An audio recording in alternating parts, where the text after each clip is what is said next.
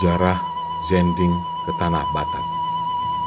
Sejarah Zending ke Tanah Batak kami coba membagi dalam 3 periode.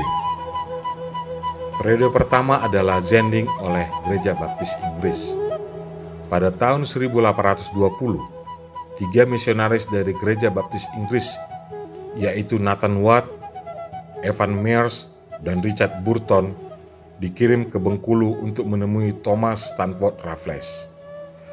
Oleh Raffles, mereka disarankan supaya mereka pergi ke utara, ke daerah tempat tinggal orang Batak yang masih belum mengenal Kristus, yang belum mengenal agama Kristen.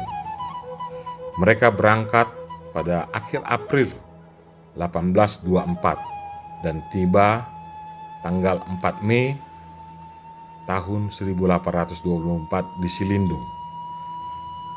Pada mulanya mereka diterima dengan baik oleh raja dan penduduk setempat.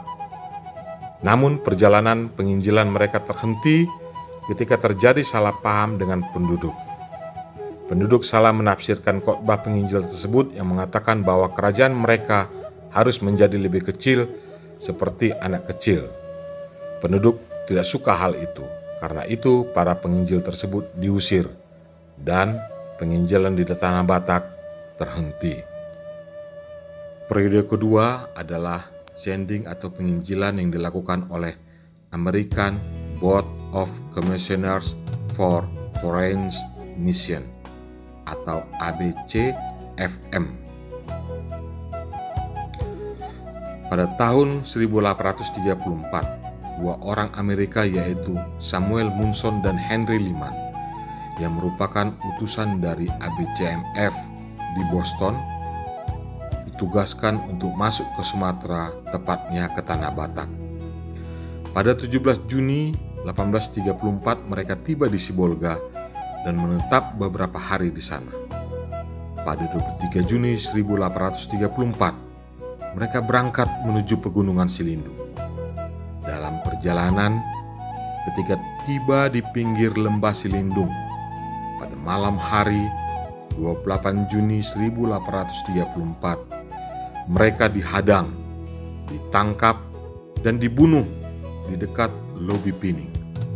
Pembunuhnya adalah Raja Panggalamai, yang merupakan raja di Pintu Bosi yang tinggal di Singkang. Ia membunuh bersama dengan rakyatnya. Dan akhirnya penginjilan di Tanah Batak pun kembali berhenti. Periode ketiga adalah Zending yang dilakukan oleh Renesse Mission Gesellschaft atau RMG. Pada tahun 1840 seorang ilmuwan berkebangsaan Jerman, Franz Wilhelm Junghun, melakukan perjalanan ke daerah Batak dan kemudian menerbitkan karangan buku tentang suku Batak. Dalam buku tersebut, Junghun menasihatkan pemerintah kolonial Belanda untuk membuka Zending Kristen ke Tanah Batak. Buku tersebut sampai ke tangan tokoh-tokoh lembaga Alkitab di Belanda, hingga mereka mengirim seorang ahli bahasa bernama Herman van der Tuuk untuk meneliti bahasa Batak dan untuk menerjemahkan Alkitab ke dalam bahasa Batak.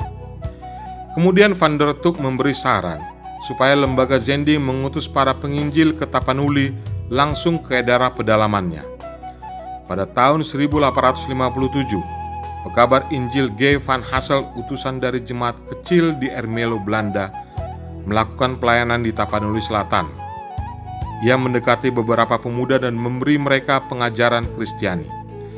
Pada 31 Maret 1861, 2 orang Batak pertama dibaptis, yaitu Jacobus Tampobolon dan Simon Siregar. Pada tahun yang sama, tepatnya 7 Oktober 1861, diadakan rapat 4 pendeta di Sipirok, yang diikuti oleh 2 pendeta Jerman, yaitu pendeta Hene dan pendeta Klemer, serta 2 pendeta Belanda, yaitu pendeta Betz dan pendeta Assel. Mereka melakukan rapat untuk menyerahkan misi penginjilan kepada RMG. Hari tersebut dianggap menjadi hari berdirinya HKBP.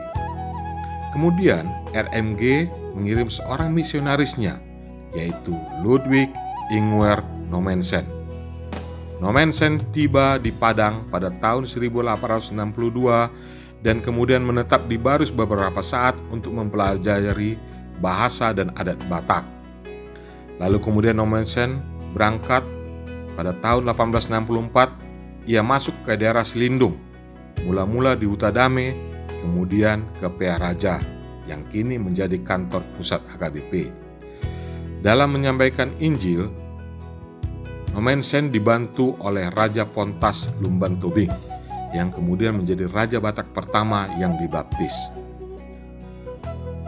Pada awalnya, Nommensen tidak diterima baik oleh penduduk karena mereka takut kena bala karena menerima orang lain yang tidak memelihara adat.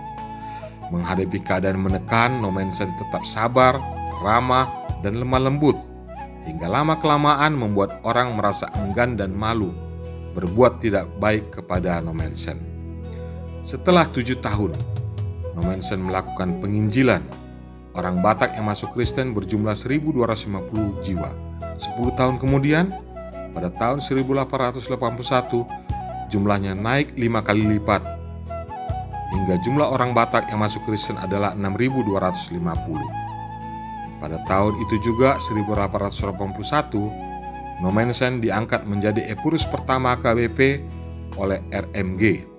Jabatan tersebut dipegangnya hingga ia meninggal dunia pada 23 Mei 1918.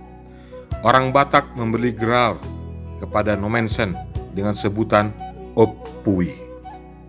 Demikianlah sejarah singkat Zending ke Tanah Batak.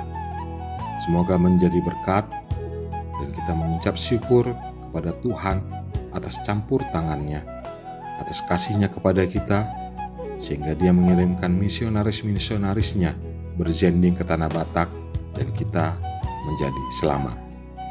Marilah kita juga mau berzending, mengobarkan zending dalam diri kita, memberitakan kabar baik yang dari Tuhan ke seluruh dunia.